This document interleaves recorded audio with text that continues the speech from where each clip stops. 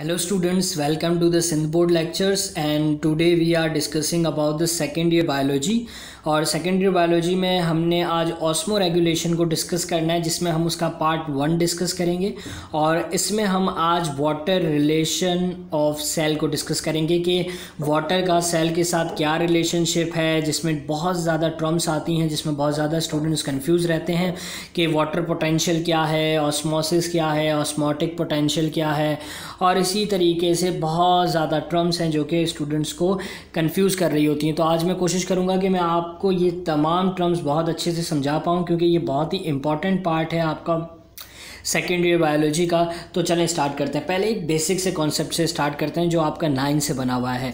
हम कहते हैं कि व्हाट इज़ ऑस्मोसिस। ठीक है, ऑस्मोसिस के अंदर हम क्या कह रहे होते हैं कि किसी वाटर के हायर कंसंट्रेशन से लोअर कंसंट्रेशन की तरफ जाना through a semi permeable membrane, मतलब किसी मेम्ब्रेन के थ्रू किसी वाटर का या किसी मॉलिक्यूल्स का मूव करना फ्रॉम हायर, मतलब जहाँ उसकी कंसंट्रेशन ज़्यादा हो वहाँ से कम की तरफ, इसे हम ऑस्मोसिस कह रहे होते हैं। ऐसा ही है और ये बिल्कुल डिफ्यूजन की तरह का प्रोसेस है, लेकिन डिफ्यूजन में हमें कोई मेम्ब्रेन नहीं चाहिए होती और ऑस्मोसिस में हमें मेम्ब्रेन चाहिए होती है। ये एक सिंपल सी डेफिनेशन है जो हमें मालूम है, लेकिन हम जो आज आपकी सेकेंड ईयर बायोलॉजी के अंदर जो डेफिनेशन है उसे डिस्कस करने वाले हैं वो कहते हैं कि व्हाट इज़ ऑस्मोसिस। वो कहते हैं osmosis is the water moves from higher water potential to the lower water potential through a selectively permeable membrane. ये है आपके सेकेंड ईयर बायोलॉजी की डेफिनेशन जो कि एक न्यू है आपके लिए। अब इस डेफिनेशन को समझना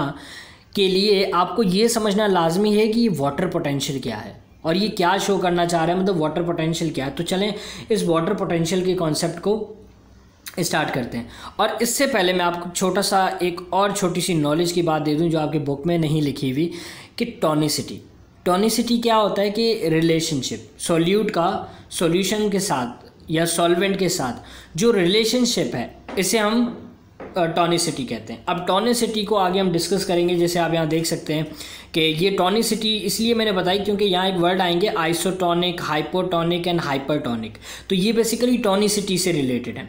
तो मैं इनको डिस्कस करूँगा डिटेल में तो आपको ये अच्छे तरीके से समझ आ जाएंगे। अब हम डिस्कस करते हैं कि वाटर पोटेंशियल क्या है। अगर आप अपनी टेक्स्ट बुक को ओपन करेंगे पेज नंबर 4 को तो उसमें आप वाटर पोटेंशियल देखेंगे। तो उसमें क्या लिखा हुआ है, पहली डेफिनेशन उन्होंने लिखी हुई है कि water potential is the potential energy of water की पोटेंशियल एनर्जी है। ठीक है भाई। फिर उन्होंने लिखा है कि capacity of living system to lose water. लेकिन इनसे स्टूडेंट्स काफ़ी ऐसे स्टूडेंट्स हैं जिनको ये डेफिनेशन समझ नहीं आ रही होती। ठीक है, ये तो डेफिनेशन से जो बुक में लिखी हुई है। तो मैंने सोचा क्यों ना मैं आपको एक सिंपल कॉन्सेप्ट से मैं बताऊं। तो सिंपल कॉन्सेप्ट ये है कि वाटर पोटेंशियल क्या है। वाटर पोटेंशियल है वाटर की मूवमेंट, कि वाटर कितना मूव करता है। सिंपल यूं समझें कि एक बीकर है, ठीक है, दिस इज अ बीकर। इस बीकर के अंदर आपके पास वाटर मौजूद है, वाटर के मॉलिक्यूल्स मौजूद हैं। आप देख सकते हैं ये छोटे छोटे मॉलिक्यूल्स हैं, ठीक है। ये छोटे छोटे मॉलिक्यूल्स मूव करते हैं। इनको मूव करने के लिए क्या चाहिए, स्पेस चाहिए। तो जब कोई स्पेस नहीं होती तो ये छोटे छोटे मॉलिक्यूल्स मूव कर रहे होते हैं। तो वाटर पोटेंशियल क्या है कि वाटर की मूवमेंट, वाटर किस तरह मूव कर रहा है, ये वाटर पोटेंशियल है। अब जब ज़्यादा मूवमेंट होगी तो वाटर पोटेंशियल क्या होगा, ज़्यादा होगा। जब कम मूवमेंट होगी वाटर की तो उसे हम क्या कहेंगे कि वाटर पोटेंशियल क्या है, कम है। और इसी वाटर पोटेंशियल को मतलब प्लांट्स के केस में, मतलब इन प्लांट के केस में हम इसको एक्सप्रेस कर रहे होते हैं वाटर पोटेंशियल। लेकिन अगर इसी वाटर पोटेंशियल को जब हम एनिमल के लिहाज से पढ़ते हैं, in case of animal discuss करते हैं, तो हम सिर्फ इस टर्म को चेंज कर देते हैं। Now water potential is change into osmotic potential. हम बस क्या करेंगे, एनिमल के केस में इसे क्या कहेंगे, ऑस्मोटिक पोटेंशियल। अब ये जो वाटर पोटेंशियल है, अगर इस सिर्फ वाटर पोटेंशियल को मैं एक सेल सेप के अंदर चेक करूं, मतलब आप ये समझें कि जो हमारे पास एक सेल होता है उस सेल के अंदर एक वैक्यूल होता है, ठीक है। अगर उस वैक्यूल की बात करूं तो वाटर पोटेंशियल जब वैक्यूल के अंदर मूव करता है तो हम उसे कहते हैं सॉल्यूट पोटेंशियल। क्या कह रहे होते हैं उसे, बेसिकली सॉल्यूट पोटेंशियल कह रहे होते हैं, मतलब the water potential of cell sap का जो वाटर पोटेंशियल है उसे हम क्या कहते हैं, उसे कहते हैं हम सॉल्यूट पोटेंशियल। लेकिन सॉल्यूट पोटेंशियल की जो अगर डेफिनेशन देखें तो सॉल्यूट पोटेंशियल की डेफिनेशन है डिक्रीज इन वाटर पोटेंशियल, मतलब जैसे कि ये बीकर मैंने बनाया था, इस बीकर के अंदर क्या मौजूद है, वाटर के मॉलिक्यूल्स मौजूद हैं। तो ये वाटर के मॉलिक्यूल्स फ्रीली हैं, मूव कर रहे हैं, ठीक है। तो मतलब इनका सॉल्यूट पोटेंशियल क्या है, वाटर पोटेंशियल क्या है, ज़्यादा है। लेकिन सोच लो इसके अंदर मैं छोटे छोटे से मॉलिक्यूल्स ऐड कर दूँ सॉल्यूट के, तो जब अगर इसमें से ग्रीन कलर के डॉट बना रहा हूँ मैं, ये जो वाटर के मॉलिक्यूल्स जब मैंने इसमें सॉल्यूट के मॉलिक्यूल्स ऐड कर दिए, तो अब ये मॉलिक्यूल, वाटर की ये मॉलिक्यूल सही तरीके से मूव नहीं कर पा रहे। क्यों नहीं मूव कर पा रहे, क्योंकि बीच में सॉल्यूट आ गया, रिस्ट्रिक्शन पैदा हो गई है। तो जब वाटर पोटेंशियल डिक्रीज़ हो जाए, वाटर की मूवमेंट डिक्रीज़ हो जाए, तो उस टर्म को हम कहते हैं सॉल्यूट पोटेंशियल। क्या कह रहे होते हैं उसे, सॉल्यूट पोटेंशियल, मतलब decrease in water potential. Water potential, water की मूवमेंट जब कम हो जाती है तो हम उसे क्या कहते हैं, सॉल्यूट पोटेंशियल। और वाटर जो है हमारे पास, ये एक लॉ है, water always move towards solute. Water किस तरफ मूव करेगा, हमेशा सॉल्यूट की तरफ मूव करेगा। जहाँ ज़्यादा सॉल्यूट होगा वाटर हमेशा उस तरफ मूव करेगा। अब एक छोटा सा कॉन्सेप्ट यहाँ है कि वाटर पोटेंशियल किसका ज़्यादा होता है, ज़्यादा किस पानी का, किस वाटर का वाटर पोटेंशियल ज़्यादा होगा। तो याद रखिएगा, जो प्योर वाटर होता है, प्योर वाटर का मतलब बिल्कुल प्योर, जिसके अंदर एक भी सॉल्यूट ना मौजूद हो, ठीक है, उसका वाटर पोटेंशियल ज़्यादा होगा। क्यों ज़्यादा होगा, ज़्यादा इसलिए होगा क्योंकि उनके अंदर कोई सॉल्यूट मौजूद ही नहीं है। कोई सॉल्यूट नहीं मौजूद होगा, कोई रिस्ट्रिक्शन नहीं मौजूद होगी, तो वाटर बहुत ही फ्रीली, आराम से मूव कर पाएगा। लेकिन अगर वाटर जो है वो प्योर नहीं, प्योर का मतलब क्या है कि मैंने क्या किया, एक गिलास पानी लिया, उस पानी के अंदर एक चम्मच सॉल्यूट नमक डाल दिया, सॉल्यूट डाल दिया, ठीक है। अब जब मैं उसे डिसॉल्व करूँगा तो अब वाटर पोटेंशियल जो है वो ज़्यादा नहीं होगा। क्यों नहीं होगा, क्योंकि उसके अंदर हमने कुछ सॉल्यूट ऐड कर दिए हैं, अब वो वाटर प्योर नहीं है। वाटर पोटेंशियल जो सबसे ज़्यादा होता है ना, वो ज़ीरो होता है, मतलब रेंज जो है ना वो ज़ीरो रेंज होती है। लेकिन जो सॉल्यूट पोटेंशियल है वो नेगेटिव में जाता है। नेगेटिव का क्या मतलब, अगर आप यहाँ पे थोड़ा सा यहाँ पे फोकस करें, तो हम अगर मैथ्स की बात करें तो मैथ्स में हम क्या कहते हैं, 1 से कम 0, 0 से कम क्या होता है, -1, -2, देन सो ऑन। इसी तरीके से तो जो नॉर्मल वैल्यू है ना हमारे पास वाटर की, वो 0 है, प्योर वाटर 0 होता है, ठीक है। लेकिन जब हम उसमें सॉल्यूट ऐड करते हैं ना तो वो माइनस की तरफ चला जाता है। क्यों, क्योंकि उसके अंदर सॉल्यूट की क्वांटिटी इंक्रीज हो जाती है। तो अगर मैं आपको कहूं कि एक प्योर वाटर मौजूद है, उसकी वाटर पोटेंशियल क्या है, 0 है, तो मैं कहूं कि उसके अंदर मैं सॉल्यूट ऐड करूंगा तो क्या होगा, वो -1 -2 की तरफ जाएगा या +1 +2 की तरफ जो जाएगा। तो आप कहेंगे कि सर वो माइनस की तरफ जाएगा, क्योंकि उसके अंदर वाटर की जो पोटेंशियल है, ठीक है, वो कम होती जा रही है, क्योंकि वो 0 से कम की तरफ जा रहा है और कम होता है -1। और सॉल्यूट पोटेंशियल हमेशा हम माइनस में बता रहे होते हैं। यहाँ तक आई थिंक आपको होप है कि क्लियर होगा। अब हम आते हैं नेक्स्ट, टोनिसिटी की बात की थी, ठीक है। अब टोनिसिटी ये 3 तरीके के होते हैं, आइसोटोनिक, हाइपोटोनिक एंड हाइपरटोनिक। अब पहले तो मैं इसका मतलब बता देता हूँ, फिर आपके बुक में पेज नंबर 4 और 5 पे जो डायग्राम है मैं वो लेकर आ जाता हूँ, फिर उसमें आपको बहुत ही अच्छे तरीके से समझाता हूँ।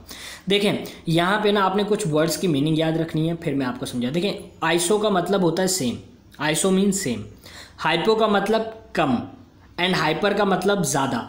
अब ये जो 3 टर्म्स हैं, इन टर्म्स को हमेशा हम रिलेशन में लेकर आ रहे होते हैं, मतलब हम किसी से कंपेयर कर रहे होते हैं, किसी से कंपैरिजन में बात कर रहे होते हैं। अगर मैं बात करता हूँ, जस्ट एग्जांपल मैं बात कर रहा हूँ आइसोटोनिक सोल्यूशन की, तो आइसोटोनिक सोल्यूशन के अंदर मैं पता है क्या चीज़ें कंपेयर कर रहा हूँ, मैं ये कंपेयर कर रहा हूँ कि मेरे पास एक बीकर है, या समझ लो एक सेल है, ठीक है।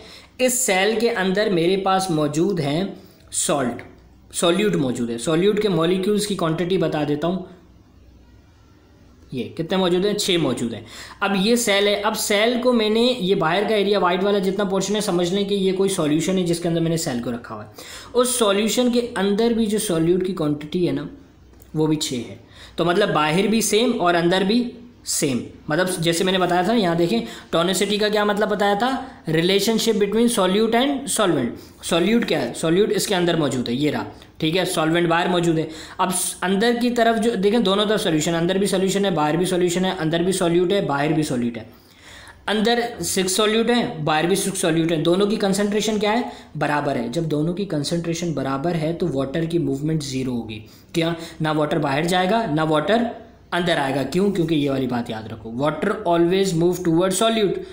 कौन से सॉल्यूट, जहां सॉल्यूट की कंसंट्रेशन ज़्यादा हो, इन हाई कंसंट्रेशन। अब यहाँ पर सोल्यूट दोनों तरफ सेम है, जब सेम है तो हम उसे क्या कह रहे हैं कि वो आइसोटोनिक है, मतलब ना सोल्यूट अंदर भी सोल्यूट सेम है और बाहर भी सोल्यूट सेम है, तो वाटर जो है वो दोनों तरफ बराबर रहेगा। ठीक है, now come to the next point, that is now move toward the next point, that is hypotonic. अब हाइपोटोनिक में क्या हो रहा है, देखो हाइपोटोनिक के अंदर ये हो रहा है कि हाइपो का मतलब होता है कम।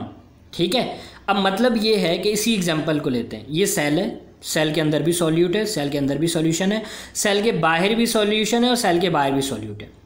अब हाइपो का मतलब ये हुआ कि अगर मैं बाहर की बात कर रहा हूँ तो मतलब ये कि सेल के अंदर सॉल्यूट की कंसंट्रेशन ज़्यादा है। अब पहले 6 थे, अब मैंने 3 इंक्रीज़ कर दिए, तो कितने हो गए 9।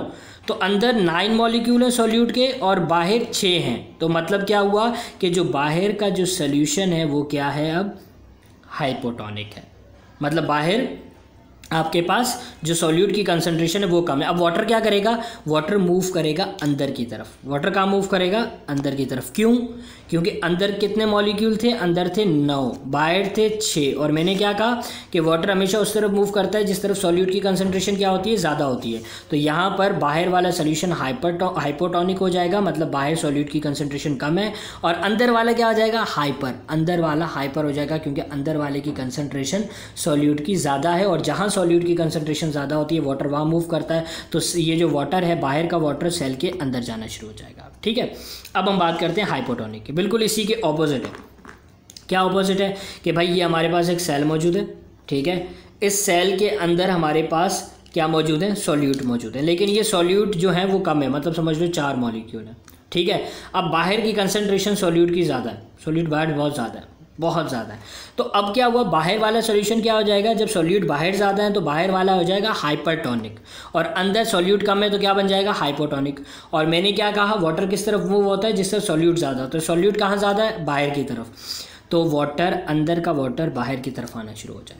ठीक है, तो अंदर वाला सॉल्यूशन हाइपोटोनिक बन गया और बाहर वाला हाइपरटोनिक बन गया। तो यहाँ पर मैंने आपको ये बताया कि आइसोटोनिक कौन सा होगा, जब दोनों तरफ कंसंट्रेशन सॉल्यूट की इक्वल होगी। हाइपोटोनिक कब होगा, जब बाहर कम होगी सॉल्यूशन की कंसंट्रेशन, तो बाहर वाला सॉल्यूशन हाइपोटोनिक कहलाएगा। और बाहर वाला सॉल्यूशन हाइपोटोनिक कब कहलाएगा, जब बाहर सॉल्यूट की कंसंट्रेशन ज़्यादा होगी। अब मैं ज़रा बुक पे ले आ जाता हूँ, और इससे पहले मैं आपको ये ज़रा आप देखें, plasmolysis and D plasmolysis. Plasmolysis का मतलब होता है वाटर का सेल से बाहर निकलना। डी प्लाज्मोलाइसिस का मतलब होता है वाटर का सेल के अंदर जाना। ठीक है, अब जो मैंने एग्जांपल्स आपको ये हाइपोटोनिक समझाई, अब मैं इसको आप सबको समझाता हूँ बुक के पर्सपेक्टिव से, जो बुक में डायग्राम बनी है, ताकि आपको बहुत ज़्यादा अच्छे तरीके से समझ आए। उससे पहले एक आखिरी कॉन्सेप्ट, देन हम चलते हैं बुक की तरफ, वो है less negative and more negative. जो हमारे पास लेस नेगेटिव का मतलब, जब ये ज़ीरो है ना, ज़ीरो से करीब लेस होगा और ज़ीरो से दूर मोर होगा, ज़्यादा होगा। तो जो चीज़ ज़्यादा लेस नेगेटिव होगी, कम नेगेटिव होगी, वो प्योर की तरफ जा रही है। ठीक है, और जो चीज़ ज़्यादा नेगेटिव होगी, मतलब -2, -3, -500, -1000, उसका मतलब क्या होगा कि वहाँ पर वाटर की कंसंट्रेशन कम है, सॉल्यूट की ज़्यादा है, तो वहाँ वो कंसंट्रेटेड होगा। तो less negative and more negative का मतलब समझ लें, लेस नेगेटिव मतलब प्योर एंड मोर नेगेटिव मतलब कंसंट्रेटेड, जहाँ पे सॉल्यूट की कंसंट्रेशन ज़्यादा है। अब हम आते हैं बुक की तरफ। अब आप इस डायग्राम को देखें, ये आपके पेज नंबर 4 पर मौजूद है। अब आप देखेंगे ये आपके पास एक सेल मौजूद है। ठीक है, इस सेल के अंदर भी वाटर मौजूद है और सेल के बाहर भी वाटर मौजूद है। अब हुआ क्या है कि आप देखेंगे ना, यहाँ पे लिखा हुआ है कि cell are in aqueous environment as a same water potential, मतलब बाहर भी वाटर पोटेंशियल सेम है, अंदर भी वाटर पोटेंशियल सेम है। तो क्या हो रहा है कि वाटर की मूवमेंट ज़ीरो हो रही है, इस वजह से मतलब ना अंदर सॉल्यूट ज़्यादा है ना बाहर सॉल्यूट ज़्यादा है, दोनों जगह सॉल्यूट की कंसंट्रेशन सेम है। तो इसे हम कह रहे हैं कि ये कौन सा सोल्यूशन है, डेट इज़ आइसोटोनिक सोल्यूशन। ठीक है, अब जितनी भी हम जो IV ड्रिप्स ले रहे होते हैं, ठीक है, जो भी ड्रिप्स लग रही होती हैं या जो भी IV हमें इंजेक्शंस लग रहे होते हैं या आई ड्रॉप्स हम जो यूज़ कर रहे होते हैं, ये सारे आइसोटोनिक होते हैं, सारे के सारे। अब हम आते हैं नेक्स्ट आपको दिख रही होगी यहाँ पर, ये क्या लिखा हुआ है। अच्छा, ऊपर ये पॉइंट्स देखिएगा ज़रा पिछली वाली एग्जांपल का, कि external water potential of the cell are same, मतलब बाहर का वाटर पोटेंशियल और अंदर का वाटर पोटेंशियल सेम है। अब जो हम नई डायग्राम डिस्कस कर रहे हैं, इसके अंदर क्या बता रहा है कि external water potential is less negative. मैंने क्या बताया था, लेस नेगेटिव क्या होता है, प्योर। ठीक है, बाहर का क्या है, बाहर प्योर है, मतलब सॉल्यूट की कंसंट्रेशन बाहर कम है। और अंदर की तरफ then the water potential of the cell, और अंदर की तरफ सॉल्यूट की कंसंट्रेशन ज़्यादा है। इसका मतलब ये हुआ कि बाहर का जो वाटर है डेट इज़ प्योर मतलब सॉल्यूट की कंसंट्रेशन कम, मतलब ये हाइपोटोनिक है, और अंदर क्या होगा, हाइपरटोनिक। तो वाटर कहाँ जाएगा, अंदर। तो जब वाटर अंदर की तरफ जाएगा तो सेल क्या हो जाएगा, टर्जिड हो जाएगा, सेल फूल जाएगा। ठीक है, सेल क्या हो जाएगा, फूल जाएगा। लेकिन अब यहाँ पे क्या, फूल जाएगा, वाटर अंदर चला जाएगा, बाहर से अंदर की तरफ जाएगा। अब यहाँ पे ये होता है कि प्लांट सेल के अंदर आपके पास सेल मेम्ब्रेन मौजूद होती है, जो उसको मतलब जब वो फुल हो जाता है, क्योंकि हर चीज़ की कैपेसिटी होती है, तो सेल फुल हो जाता है तो क्या होता है कि आपके पास वो सेल बस्ट नहीं करता। लेकिन एनिमल सेल के अंदर आपके पास नहीं मौजूद होता। क्या नहीं मौजूद होता, आपके पास मौजूद नहीं होता सेल वॉल। इस वजह से आपका प्लाज्मा सेल जो है वो बस्ट हो जाती है इन एनिमल सेल। ठीक है, अब हम आते हैं लास्ट एग्जाम्पल के ऊपर। आप यहाँ देख सकते हैं, यहाँ पे क्या है, when the external water potential is more negative, मतलब ज़्यादा कंसनट्रेटेड है, बाहर सॉल्यूट की कंसंट्रेशन ज़्यादा है और अंदर सॉल्यूट की कंसंट्रेशन कम है। अब जब बाहर ज़्यादा है तो बाहर का सोल्यूशन कौन सा हो जाएगा, हाइपरटोनिक, और अंदर का हो जाएगा हाइपोटोनिक। और वाटर कहाँ जाएगा, ज़्यादा की तरफ, जहाँ वाटर सॉल्यूट कंसंट्रेशन ज़्यादा होगी तो सेल के अंदर से वाटर बाहर निकलनी शुरू हो जाएगा। जब सेल के अंदर से बाहर निकलने हो जाएगा तो वो हो जाएगा फ्लैसेड। फ्लैसेड का मतलब सुकड़ जाना, श्रिंक कर जाना। तो सेल क्या कर जाएगा, सुकड़ जाएगा। ठीक है, अंदर का वाटर सारा बाहर आ जाएगा, डिहाइड्रेशन कंडीशन समझ लो वो हो जाएगी। ठीक है, तो जब ये वाली कंडीशन हो जाएगी तो सेल जो है वो सुकड़ जाएगा। तो ये है आपके पास वाटर बाहर आ गया। अब मैंने आपको बताया था जब वाटर बाहर आता है तो प्लाज्मोलाइसिस कहलाता है। यहाँ पे कौन सा प्रोसेस हो रहा है, प्लाज्मोलाइसिस का प्रोसेस हो रहा है। और जहाँ पर अभी यहाँ पर जैसे बताया था कि सेल अंदर जा रहा था, तो ये कौन सा प्रोसेस हो रहा था, ये डी प्लाज्मोलाइसिस का प्रोसेस हो रहा था। तो ये था ओवरऑल आज का आपका वाटर रेगुलेशन ऑफ सेल, जिसमें मैंने आपको कॉन्सेप्ट दिए water potential and solute potential. I hope कि ये आपको अच्छे तरीके से समझ आएगा। अगर कोई भी क्यूरी हो तो आप मेरे व्हाट्सएप नंबर पे पूछ सकते हैं, और मेरे चैनल को सब्सक्राइब ज़रूर कीजिएगा ताकि आपको न्यू अपडेट्स भी मिलती रहें। अब आप समझ चुके होंगे कि मैं लेक्चर्स में, आज के लेक्चर में क्या क्या पढ़ाया गया, और कमेंट ज़रूर कीजिएगा। Thank you.